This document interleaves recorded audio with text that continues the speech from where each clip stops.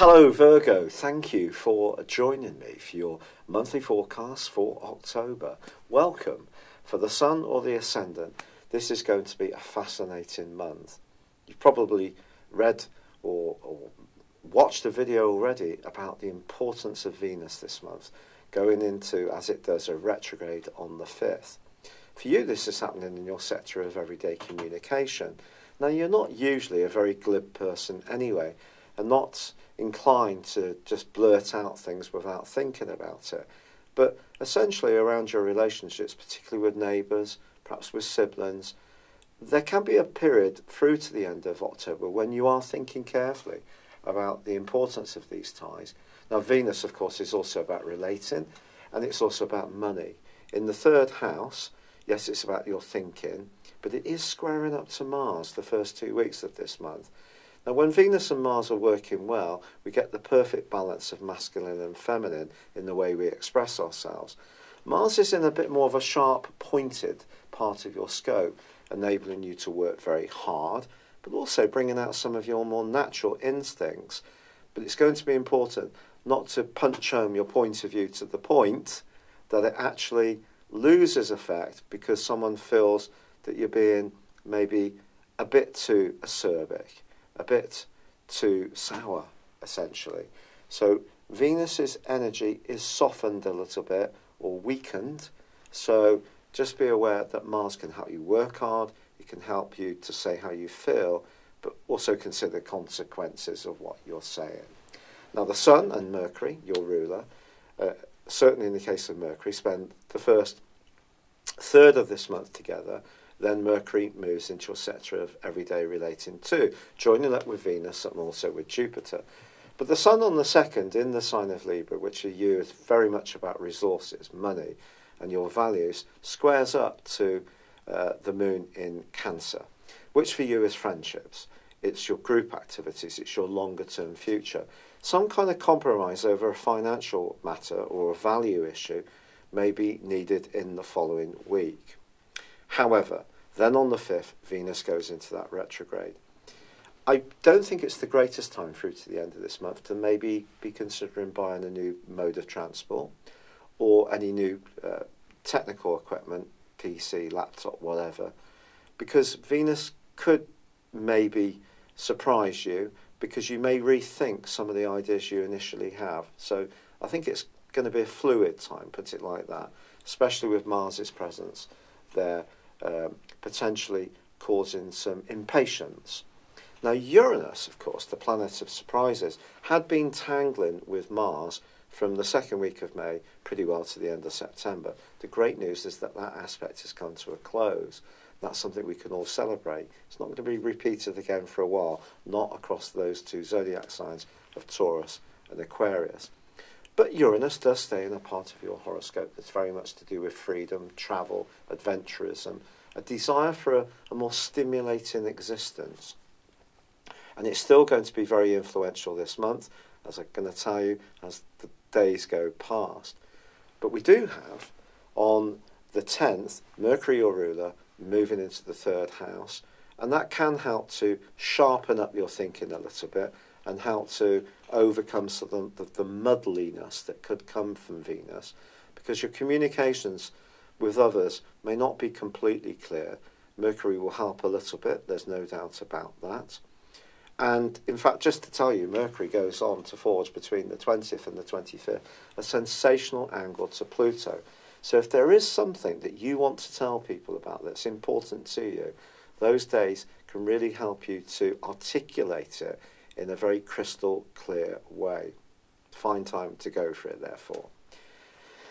Now, we do have at the heart of this month, well, on the 9th to be precise, a powerful new moon, which ordinarily would help you to grapple with your resources over the following month in a potentially improving way.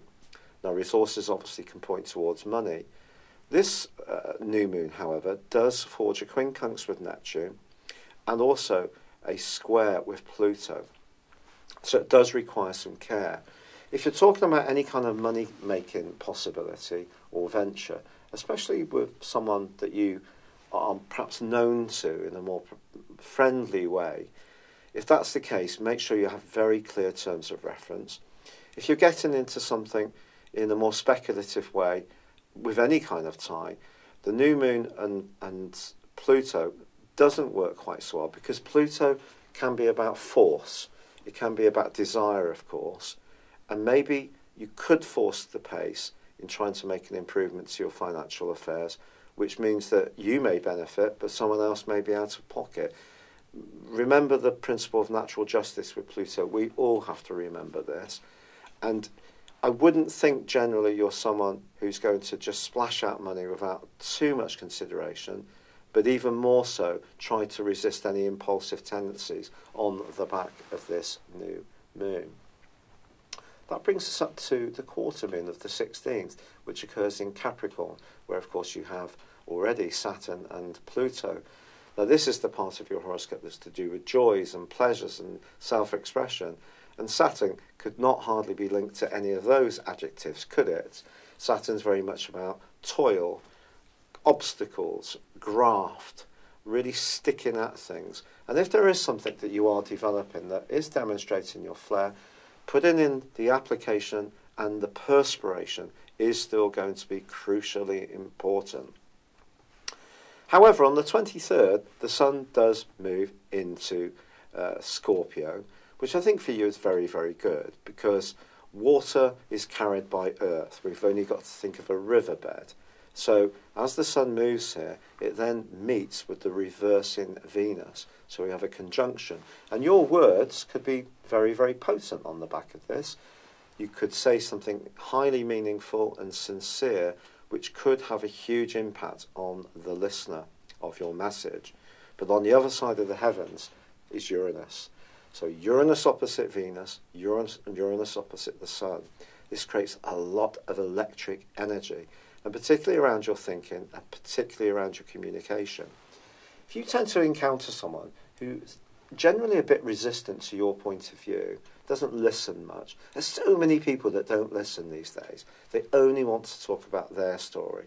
But if you encounter someone who persistently doesn't hear something that's vitally important to you, perhaps an emotional message in an intimate relationship, you could find yourself moving into a much more outspoken mode.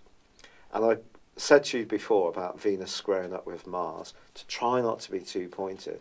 Well, this will get to the point where you will have your say, because the full moon, which occurs on the 26th, is conjunct with Uranus in the sign of Taurus.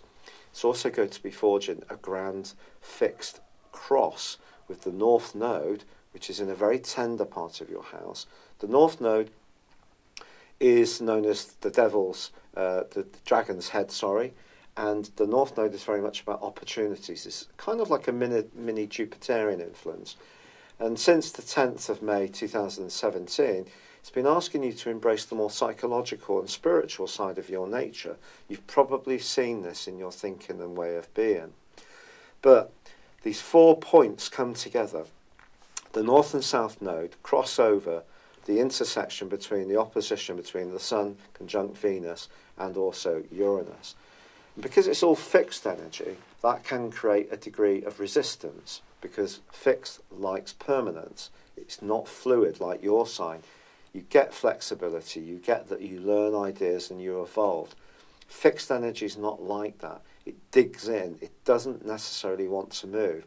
So that's why I'm saying, if you encounter someone who doesn't want to hear your message, or you're feeling much more spontaneous, and maybe it's your own inner blockages that you need to challenge here, Virgo, something has to give. Your voice will be heard. You could do something completely spontaneously, and it can be like a breath of fresh air. Even if you do take a bit of an emotional risk, or book to go on a holiday to somewhere that's completely random and different to you've ever been before, or you join a new club, learn a foreign language, do something that sees you connected with people from a completely and radical different background, it will be so positive for you, because it will help you to evolve. Now, your ruler Mercury moves on the last day of this month into Sagittarius, which is very much to do with your home, family and emotions.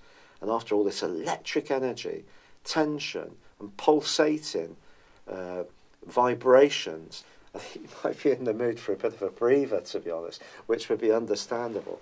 But I think all this is hugely exciting. So although Venus is retrograde this month, you can see there's loads more powerful stuff going on that's complementing it as well.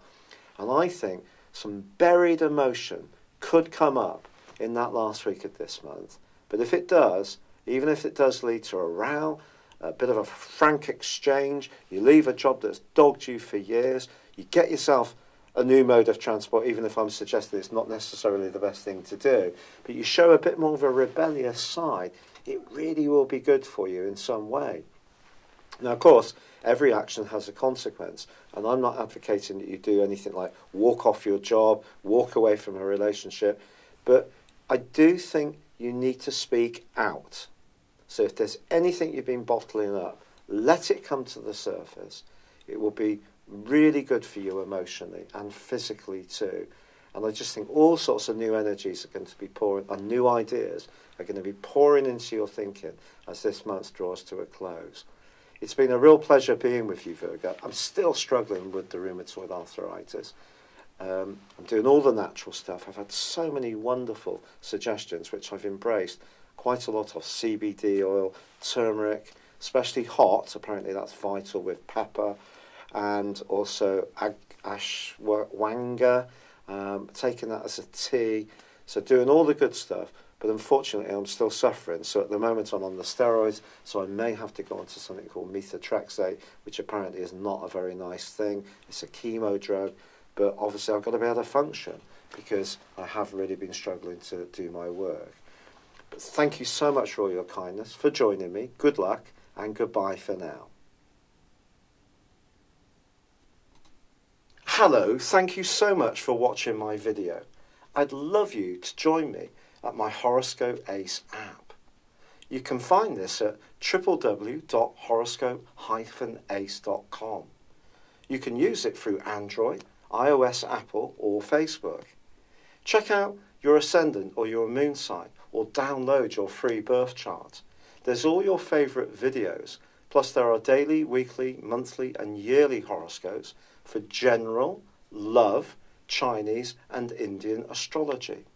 If your passion is tarot, there's my brilliant 3-card money or love tarot readings too. And it's all there at www.horoscope-ace.com.